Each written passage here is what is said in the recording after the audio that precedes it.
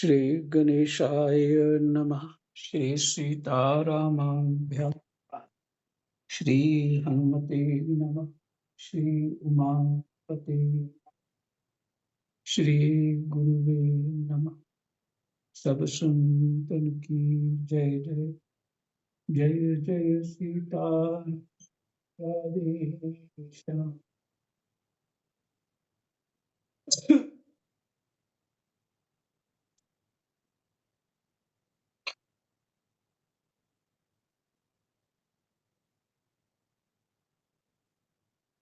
अ,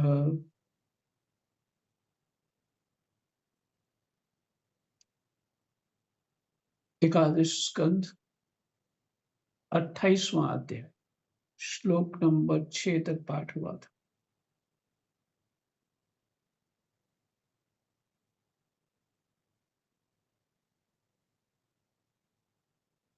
भगवान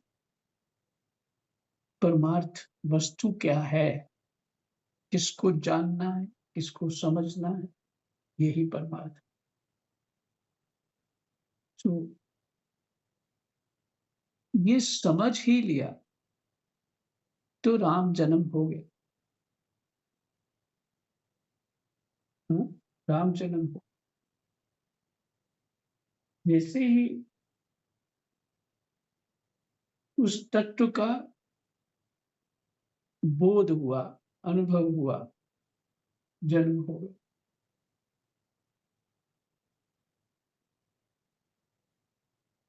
ये परमार्थ सिद्धांत के अनुसार जन्म है। यहाँ भक्ति के सिद्धांत में भगवान के उस जन्मदिन की तिथि को ही,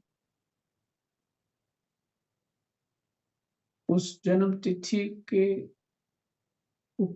उपलक्ष्य में भगवान के जन्मदिन को माना।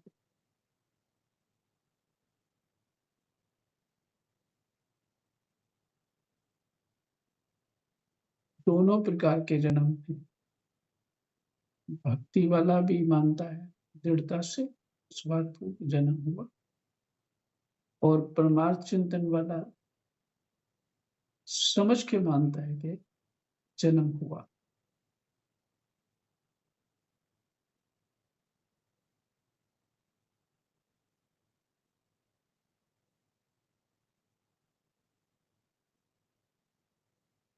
कृष्णाय वासुदेवाय हरे परमात्मने प्रणत क्लेशनाशाय गोविंदाय।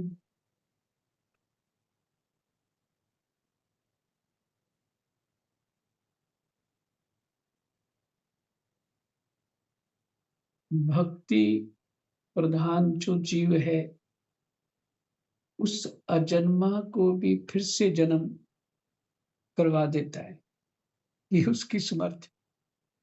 अजन्मा परमात्मा हूँ और फिर वो अजन्मा को भी जन्म, ये भक्ति सिद्धांत है।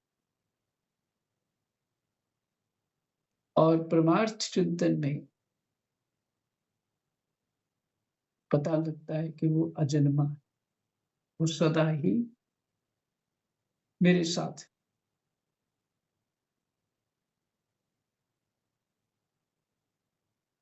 तो कहते हैं अवश्य ही व्यवहार दृष्टि से, उद्धव जी से भगवान कह रहे हैं अवश्य ही व्यवहार दृष्टि से देखने पर आत्मा इन विश्व से भिन्न है। जब व्यवहार में आते हैं,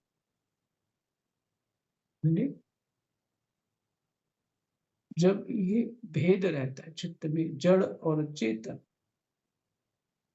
पुरुष और प्रकृति का भेद चित्त में रहता है, तब व्यवहार दृष्टि ही रहती है।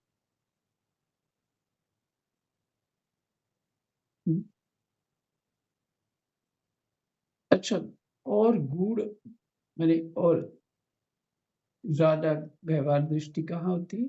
अहंता और ममता। तो कहते हैं ना, ये व्यवहार अच्छा नहीं किया। व्यवहार अच्छा बुरा भी होता है, इसका तात्पर्य यही हुआ। तो उसका कारण है गुण दोष। ये अच्छा है, ये गुण है, ये अच्छा नहीं है, ये दोष है। तो ज्ञान में ये नहीं होता, गुण दोष पे दृष्टि ही नहीं, तत्व पे ही दृष्टि है। इसलिए व्यवहार दृष्टि से देखने पर आत्मा इस विश्व से भिन्न है, क्योंकि विश्व प्रकृति है। जब व्यवहार दृष्टि, तो गोस्वामी जी कह रहे हैं, गो गोचर जहां लग माया। जो हमें इंद्रियों से कुछ भी समझ में आ रहा है वो माया है। तो यहाँ सारी साइंस खत्म हो जाती है। ये कुछ दृष्टि में जो कुछ भी आ रहा है वो माया है। तो साइंस वाले माया का ही विश्लेषण करने में लगे, क्योंकि इस इंद्रियों से ही समझ।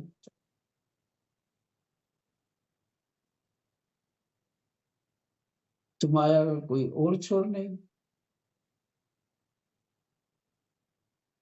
तो शास्त्र हमें समझा रहे हैं माया से परे की बात।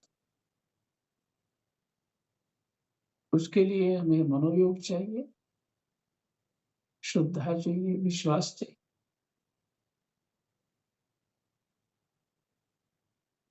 और उसका विज्ञान भी चाहिए।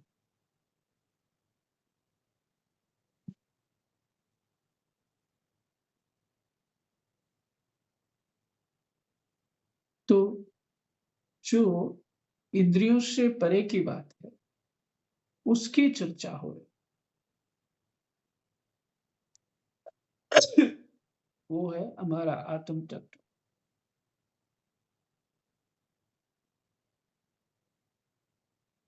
परंतु आत्म दृष्टि से उसके अतिरिक्त और कोई वस्तु ही नहीं। प्रकृति भी नहीं है। जब प्रकृति नहीं है तो पुरुष कैसे फिर? तो वस्तु एक ही।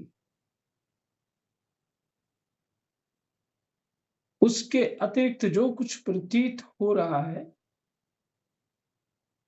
उसका किसी भी प्रकार निर्वचन नहीं किया जा सकता।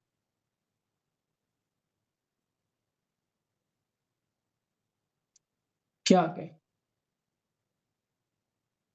किसी भी प्रकार निर्वचन नहीं किया जा सकता।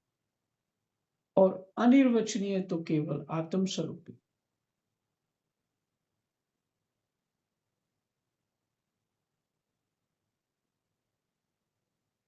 जो आत्म स्वरूप है वो अनिर्वचनीय, कुछ कहा नहीं जा सकता।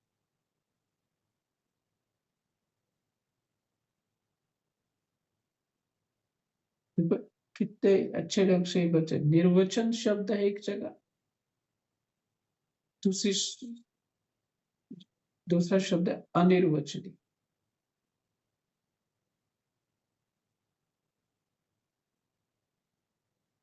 तो केवल आत्म स्वरूप ही। इसलिए आत्मा में सृष्टि, स्थिति, संहार अथवा अध्यात्म।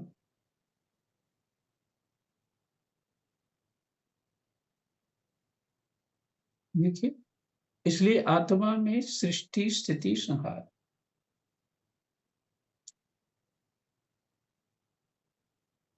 अथवा मैंने या सृष्टि, अध्यात्म, स्थिति, अधिदैव और अधि संहार, अधिभूत।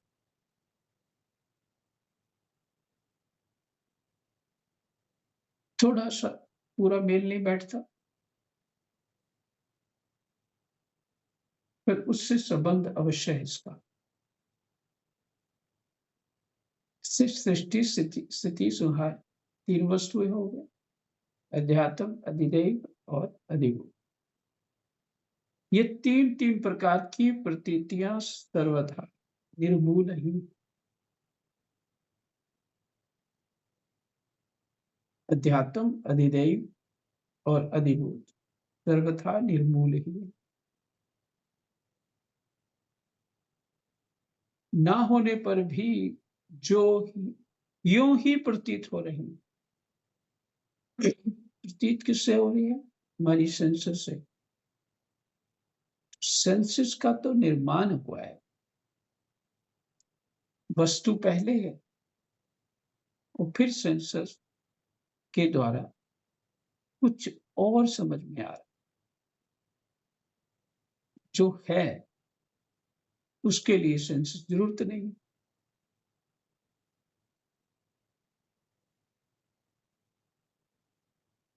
जो है ही नहीं उसके लिए सेंसस बनेगी।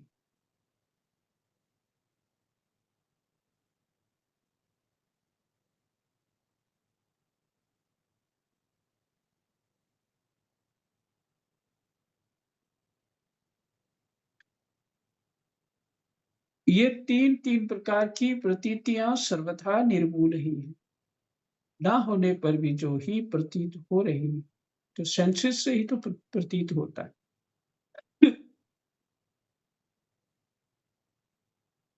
यह सत्व रज और तम के कारण प्रतीत होने वाली दृष्टा, दर्शन, दृश्य आदि की त्रिविधता माया का खेल है।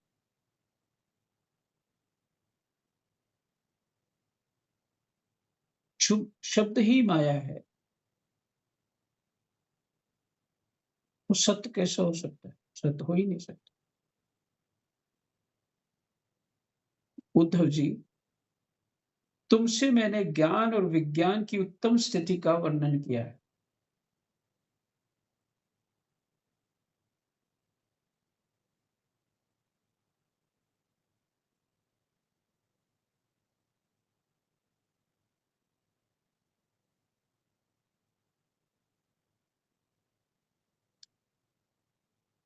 उद्धव जी, तुमसे मैंने ज्ञान और विज्ञान की उत्तम स्थिति का वर्णन किया है। यही ज्ञान है, यही विज्ञान है, जो आपने सुना अभी परमार्थ में।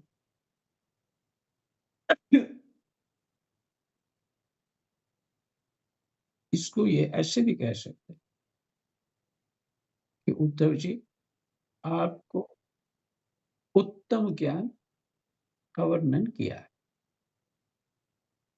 जो पुरुष मेरे इन वचनों का रहस्य जान लेता है, वह न तो किसी की प्रशंसा करता है और ना निंदा।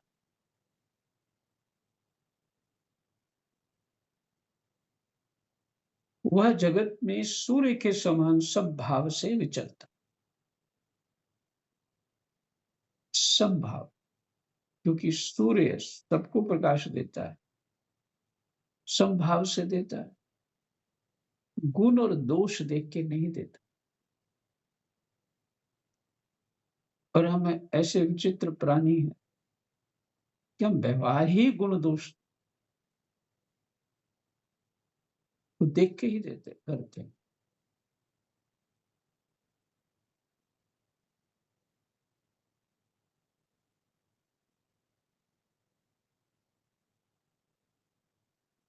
प्रत्यक्ष अनुमान, शास्त्र और आत्मानुभूति आदि सभी प्रमाणों से यह सिद्ध है कि ये जगत उत्पत्ति विनाशील होने के कारण अनित्य एवं असत्य है।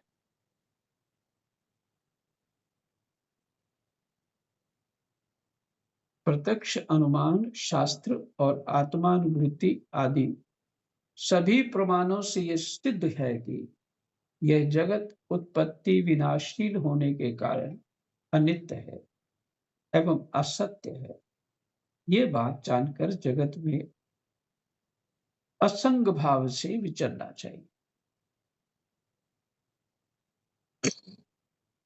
जगत में असंग भाव, सूर्य का क्या है? असंग भाव। सूर्य हमें प्रकाश देते हैं, हम उनको जल चढ़ाएं ना चढ़ाएं, वो फिर भी प्रकाश देते हैं। हम उनकी पूजा करें ना करें, फिर भी प्रकाश देते हैं। सूर्य तो अपनी मस्ती में है, अपने ज्ञान में वो विचरण कर रहे हैं।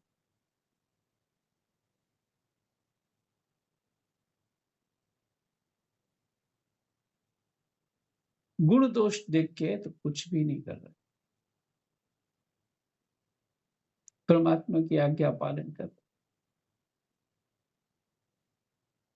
इसी को कहेंगे संभाव को ही निष्काम कर। संभाव ही निष्काम होता है।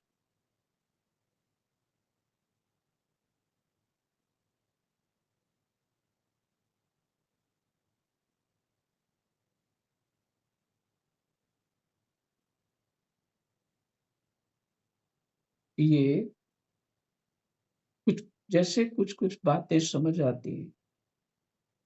यही आत्म तत्व का प्रकट होना, जन्म होना है। थोड़ा थोड़ा उद्धव जी ने पूछा, भगवान आत्मा है दृष्टा और देह है दृश्य। आत्मा स्वयं प्रकाश है और देह है जड़।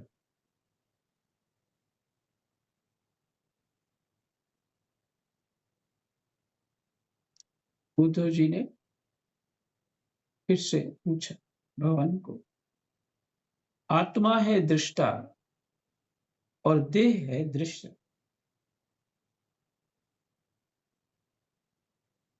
आत्मा स्वयं प्रकाश है और देह है जड़। ऐसी स्थिति में जन्म मृत्यु रूप संसार ना शरीर को हो सकता है और ना आत्मा, परंतु इसका होना भी उपलब्ध होता है। तब ये होता किसे?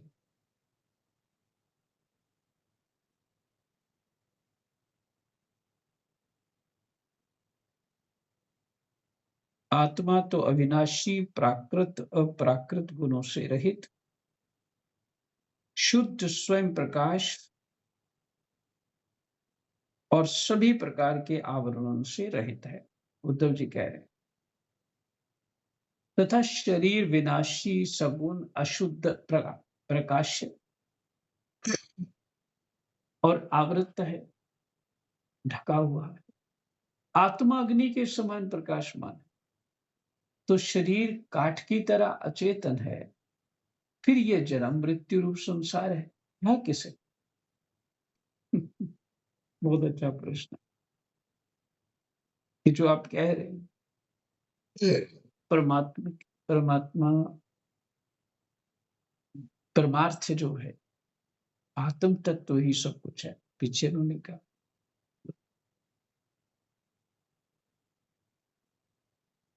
तो किन कारणों से हमें जो वस्तु एक है वो हमें दो दिख रही है? किन कारणों से ऐसा हो, भगवान ने ये बताया।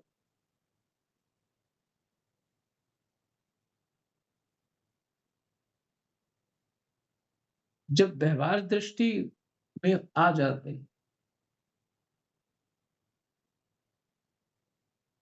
कि व्यवहार दृष्टि या तो किसी का इसे महापुरुष का संग करने से समझ आए, ये स्वतः ही इस पाठ को लेके बैठे रहे, करते रहिए, समझते रहे, बार बार करते रहे, बार बार करते रहे, भीतर प्रवेश अवश्य करें।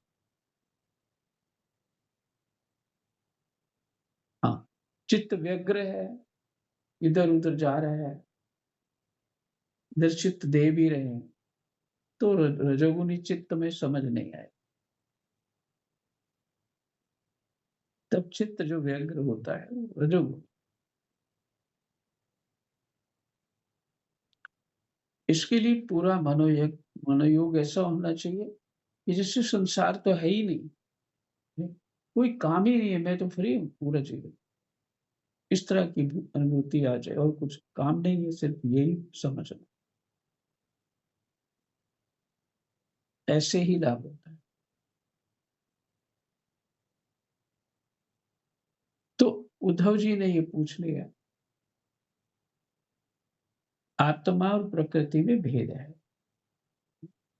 जड़ और चेतन में भेद है स्पष्ट रूप से। तो आप ये बताइए, ये जन्म मृत्यु किसका फिर होता है? आप तो कह रहे हैं कि जन्म मृत्यु होता ही नहीं, तो ये किसका हो रहा है? क्योंकि भगवान के सामने तो इसने जन्म लिया है वो उद्धव जी भी तो है। भगवान श्री कृष्ण ने कहा, वस्तुतः प्रिय उद्धव, संसार का अस्तित्व नहीं है, मैंने है ही नहीं। तथापि जब तक देह इंद्रिय और प्राणों के साथ आत्मा की संबंध भांति, क्या आत्मा अपने आप को देह इंद्रियां और प्राणों के साथ संबंध भ्रांति में ने आत्मीयता कर बैठा है, इनको भी अपना मान बैठा। किसको? देह इंद्रिय और प्राणों को अपना मान बैठा है। तब तक अविवेकी पुरुष को वह सत्य सा सुफुरित होता, और इसी बात को हम गलती नहीं समझते। यही समझते हम जो कुछ सब कर रहे हैं, समझ रहे हैं, सब ठीक।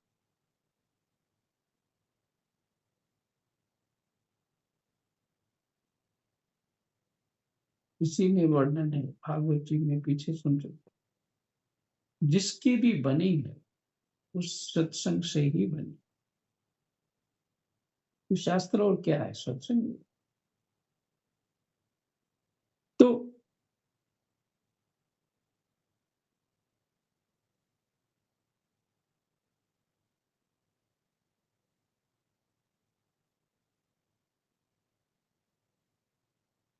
अविवेकी पुरुष को सत्य सा सुफरित होता है, अनुभूत होता है, ये सत्य ही है। जैसे स्वप्न में अनेकों विपत्तियां आती हैं, पर वास्तव में वे हैं नहीं, होती नहीं है, क्योंकि वो स्वप्न। फिर भी स्वप्न टूटने तक उनका अस्तित्व नहीं मिटता।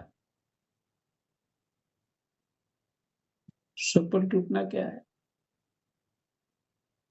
जानिए जीव जब जागा, जब सब विषय विलास पिता।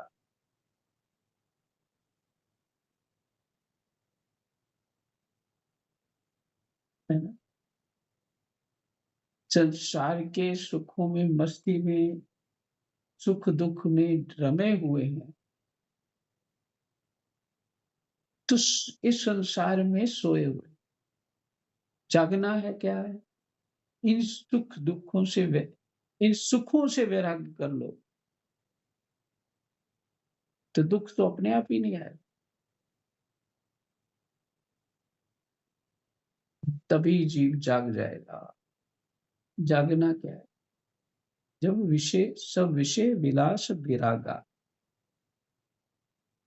ये जागना है। तो समझ में आने लग जाएगा धीरे धीरे।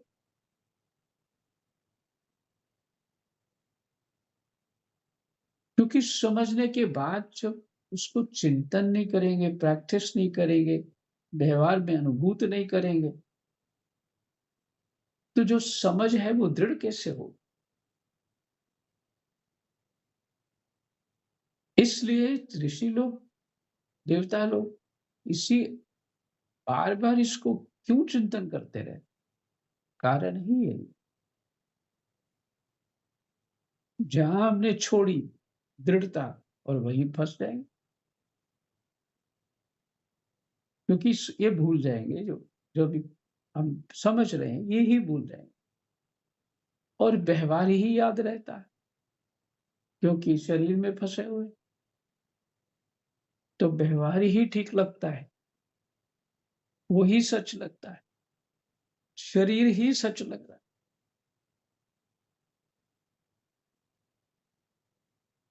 इसलिए वो तो पूछते जन्म किसको हो रहा है जी?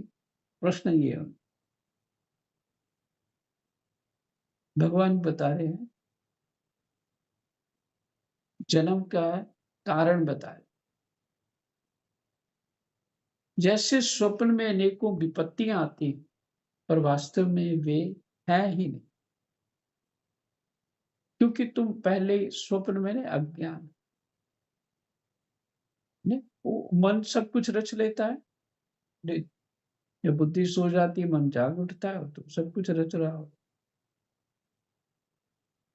और एक सेकंड जिस तरह माया इस सृष्टि को एक सेकंड में रच देती है, उसी तरह मन को कोई समय लगता है क्या रचने में? एक सेकंड में सब रच देता है।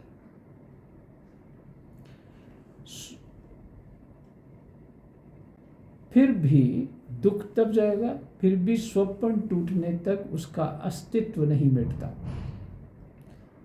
अब ये बात है कि ज्ञान होने पर ही संसार नहीं दिखेगा,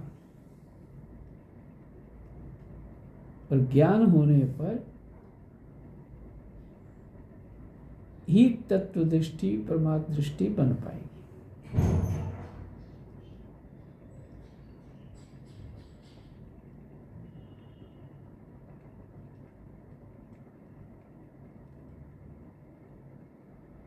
वैसे ही संसार के ना होने पर भी जो उसमें प्रतीत होने वाले विषयों का चिंतन करते रहते हैं, उनके जन्म मृत्यु रूप संसार की निवृत्ति नहीं होती।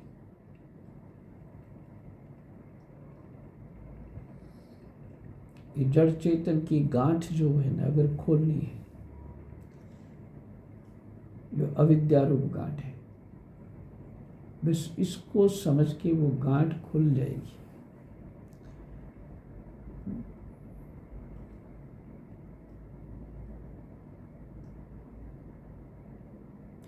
पर इसको बार बार चिंतन करना पड़ेगा, तभी दृढ़ करना पड़ेगा। क्योंकि जैसे ही व्यवहार में जाते हैं तो तुरंत सत्य लगने लग जाता है सब कुछ, तो बाकी सब परमात्मा का ज्ञान जो है वो बहुत हल्का पड़ जाता है। वहाँ व्यवहार में जब उतरते हैं वो लगता ही नहीं है फिर क्या होता भी है ज्ञान के नहीं होता। ज्ञान कोई वस्तु ये भी नहीं पता लगता। जब मनुष्य स्वप्न देखता है तब नींद टूटने के पहले उससे बड़ी बड़ी विपत्तियों का सामना करना पड़ता है स्वप्न में, परंतु जब उसकी नींद टूट जाती है वह जग पड़ता है, तब ना तो स्वप्न की विपत्तियां रहती हैं और ना उनके कारण होने वाले मोह आदि विकार। और जो कुछ भी होता है जाग जाने पे स्वप्न ही टूट गया तो सब वो थोड़ी देर स्मृति रहती है, फिर सब नष्ट हो जाता है। उद्धव जी, अहंकार ही शोक हर्ष भय क्रोध लोभ मोह स्पृहा और जन्म मृत्यु का शिकार बनता है। ये जन्म किसको हो रहा है? स्पष्ट हो गया, अहंकार को। उद्धव जी, अहंकार ही शोक हर्ष भय क्रोध लोभ मोह स्पृहा और जन्म मृत्यु का शिकार बनता है।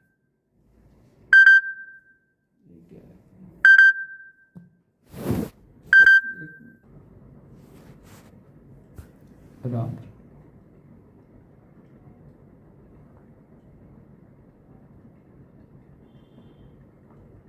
आत्मा से तो इनका कोई संबंध ही नहीं है। किसका संबंध नहीं है?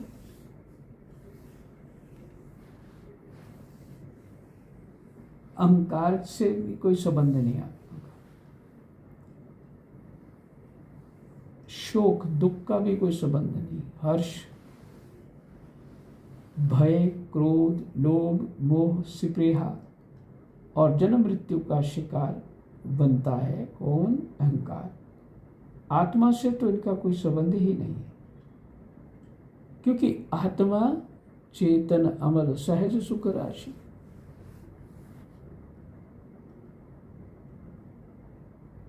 इसलिए ये सब चीज़ों का कोई संबंध नहीं, अहंकार में संबंध है। उद्धव जी, देह, इंद्रिय, प्राण और मन में स्थित आत्मा ही जब उनका अभिमान कर बैठता है, आत्मा ही, देह, इंद्रिय, प्राण, ये मेरी देह है, ये मेरी इंद्रियां, प्राण है, मन में स्थित आत्मा ही जब उनका अभिमान कर बैठता है, उन्हें अपना स्वरूप मान लेता है, तब उसका नाम जीव हो जाता है। अहंकार को खाली स्वीकार किसको किया? अहंकार को, और यही माया। बस फिर सब फैसिलिटी मिलने लग जाती है। फिर कौन कौन सी फैसिलिटी मिल रही है? शोक, हर्ष, भय, क्रोध, लोभ, मोह, स्पृहा और जन्म मृत्यु। ठीक है, ये फैसिलिटी है।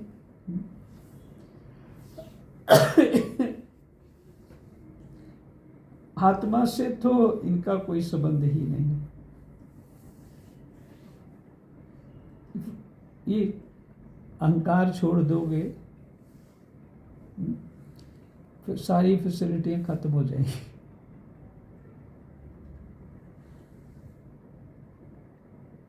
तो अहंकार तो ऐसे छूटेगा ही नहीं। छूटत, गोस्वामी जी कह रहे हैं, छूटत अति कठिन। मन करता है थोड़ा थोड़ा रामायण भी बीच में सुनाना चाहिए। चलो, श्रीमद् भागवत महापुराण का पाठ हो जाएगा तो रामायण गीता दोनों शुरू करेंगे।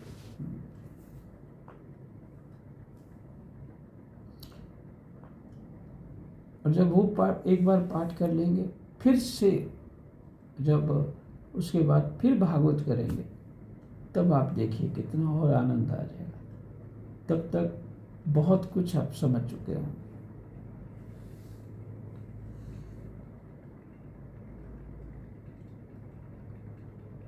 कहते आत्मा से तो इनका कोई संबंध ही नहीं। उद्धव जी, देह, इंद्रिय, प्राण और मन में स्थित आत्मा ही जब उनका अभिमान कर बैठता है, उन्हें अपना स्वरूप मान लेता है, तब उसका नाम जीव हो जाता है।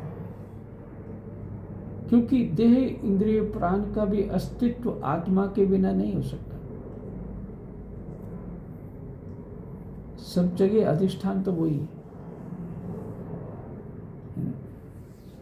बस आत्मा भूल ये कर बैठता है, अज्ञान को स्वीकार कर लेता, अहम शब्द जैसे ही जुड़ा जीव भाव प्राप्त और सब फैसिलिटी मिलने लग जाती। फिर